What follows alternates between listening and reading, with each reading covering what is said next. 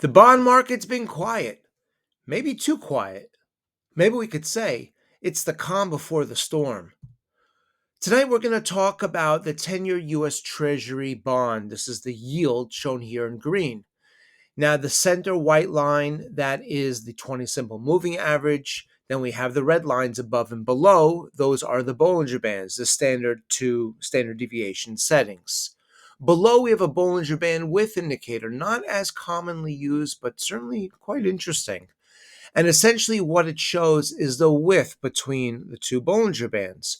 During periods of increased volatility, the bands tend to expand. And as that occurs, the Bollinger Band width indicator increases as well. Now, during periods of low volatility, when the market's kind of quiet, well, the Bollinger Bands contract. And that's when the Bollinger Band line decreases as well. Now, in particular, major market trends occur usually after very quiet, low volatility conditions. When the markets are very quiet, then we see the greatest breakouts. Well, let's take a look at what a low volatility breakout to the upside looks like. We can see here circled in yellow, the bands, the Bollinger Bands are very close together. The market before that was very quiet, and the Bollinger Band width indicator below was very low, a very quiet, low volatility market. Well, as volatility increased, the market broke out to a nice healthy trend to the upside, and the Bollinger Band width indicator increased below as well. Now, conversely, a low volatility breakdown, this time going lower, well, it works the same way. During periods of very quiet markets, the bands tend to get very close together. The low volatility condition also sends the Bollinger Band width indicator below to new lows. And then when the trend evolves, the width increases, the Bollinger Bands expand, and the market develops a new trend. In other words, this is not a directional indicator. This just shows us those moments when very quiet markets all of a sudden develop a trend and become more volatile. Well, let's consider the 10-year US Treasury bond and stocks. Here in green, 10-year US Treasury yield. That's on the left-hand side. Right-hand side in red, S&P 500. Now, lately we've seen a very strong correlation, which doesn't always exist, by the way. But September of last year, both the 10-year US Treasury yield and S&P 500 hit pretty significant lows around the same period of time. Conversely, we saw two markets then rally very strongly to the upside, where the 10-year US Treasury yield and the S&P 500 hit pretty big highs as well.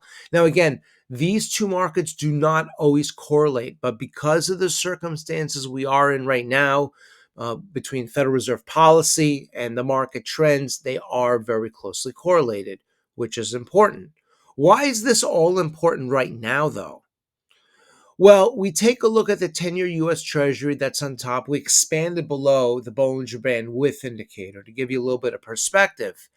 And what we can see right now is that the Bollinger Band width indicator is at the lowest level we have seen since before the COVID crisis, going back to 2019. It shows us that the bond market is really at very historic lows. It has become very quiet. I'm sure those of you watching the market on a regular basis, you see the 10-year bond at a 430, 429, 4. It's almost as if it's not moving anymore. Well, this is not a normal condition. But right now, this happens to be the case. And just when the markets are at their calmest low volatility states, that really sends a warning signal that something may be coming soon. What should we watch for moving forward? Because the timing mechanism really is the most difficult. We don't know when things are going to happen, but we know what it might look like when it does happen. Again, this is a 10-year US Treasury. This is present date. And we can see that the Bollinger Bands have really contracted towards each other at a very severe state. And what we're seeing is that the upper band trending lower, lower band trending higher. The market's in a very tight trading range. What we're looking for is a breakout. That breakout we will see not only with a 10-year US Treasury note, but also with the Bollinger Band width indicator expanding off the bottom. And it's very important to make note, When this eventually it will. When this happens, make note of which way the bond market's moving. Also, Fed funds futures, they should agree which way the stock market is reacting. And also, the catalyst, what economic event, whether it's durable goods or a GDP number or anything else of that matter, what caused this spark to occur. And until that happens, no, we shouldn't be lulled into a false sense of complacency. But the fact of the matter is the bond market has been very quiet. We know stocks have been very weak, now strong again. But I don't think we're going to have any major market trend in the stock markets until the bond market really wakes up. Speaking of big economic news, we have some this week. Durable goods on Wednesday, GDP, the second revision on Thursday, and Friday, probably the biggest number, the personal consumption expenditure. So the Federal Reserve has told us, based on their last meeting, that they're revising the growth estimates down and inflation estimates up. So it's very important, especially the numbers this week.